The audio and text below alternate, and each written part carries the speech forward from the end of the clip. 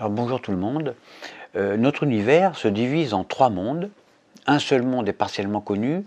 Le premier, c'est celui qu'on connaît un peu, c'est celui qui est autour de nous, c'est le monde de la matière ordinaire, c'est ce qui est autour de nous, qui est régi par des lois physiques. Ce monde constitue 5% seulement de l'univers. Le deuxième est composé de matière noire, 27%, et d'énergie noire, 68%. Matière noire et énergie noire constituent 95% de l'univers. Ce deuxième monde, 95%, nous est encore totalement inconnu. On ne connaît rien de ce monde noir et mystérieux.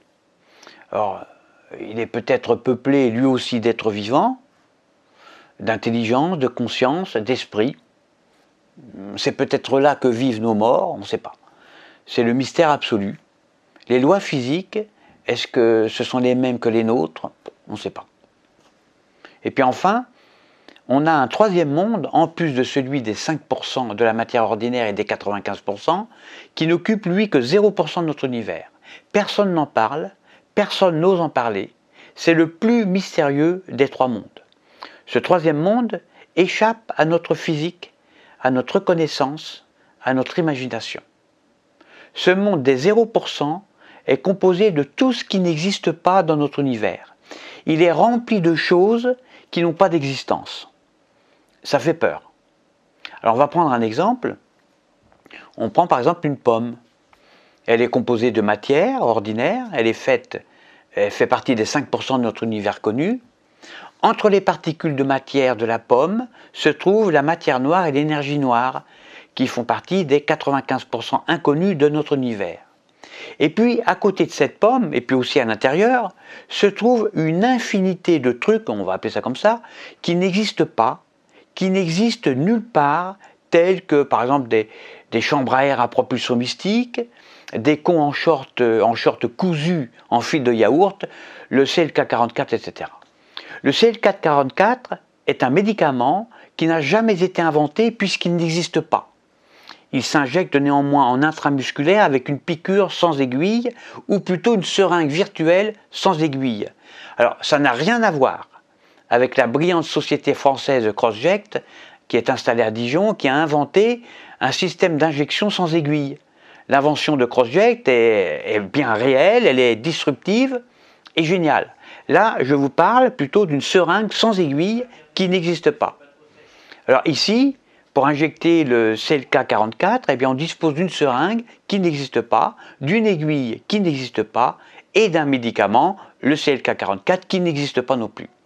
Alors vous allez me dire, comment fait-on pour injecter le CLK44 dans les fesses d'un patient qui n'existe pas non plus? Justement, on ne peut pas. C'est la bizarrerie de ce monde irréel, ce troisième monde qui n'existe pas, où toutes nos lois physiques et notre logique ne s'appliquent pas. Alors on trouve aussi dans ce monde irréel, qui occupe 0% de notre univers, la boule cubique. Alors c'est une boule ronde, parfaitement ronde, qui comporte 6 faces.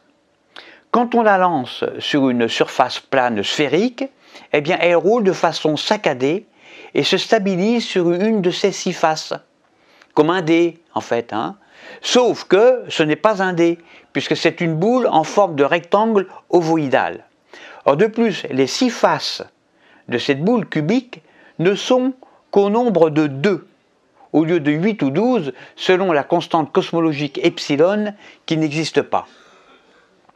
Donc, vous voyez, il y a trois sortes de mondes dans notre univers. Celui des 5% que nous connaissons, c'est la matière ordinaire, puis le monde des 95% que nous ne connaissons pas, ce sont la matière noire et l'énergie noire, et enfin un troisième monde, irréel, lui, qui occupe 0% de notre univers puisqu'il n'existe pas.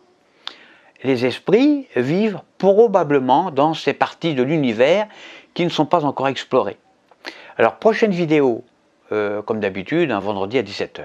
Alors en attendant, essayez de répondre à ces 3 questions. Au besoin, faites-vous aider par vos amis et vos ennemis. Premièrement, combien peut-on mettre de pommes qui n'existent pas dans une boîte à chaussures réelle? Deuxièmement, combien de pommes réelles peut-on mettre dans une boîte à chaussures qui n'existe pas? Et enfin, troisièmement, combien peut-on mettre de pommes qui n'existent pas dans une boîte à chaussures qui n'existe pas, mais qui est déjà remplie par une paire de chaussures réelles?